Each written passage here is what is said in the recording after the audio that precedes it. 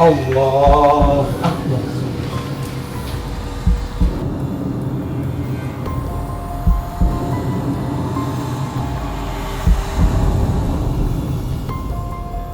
Manakala korban kusyuk mendaraskan doa, menyelinap datang seorang kurir maut mengincar nyawa.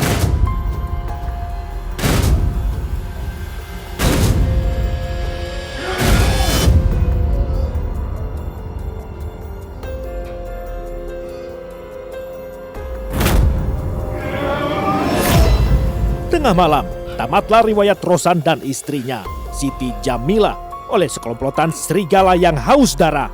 Setiap tindakan si pemangsa pas dengan rencana mereka semula.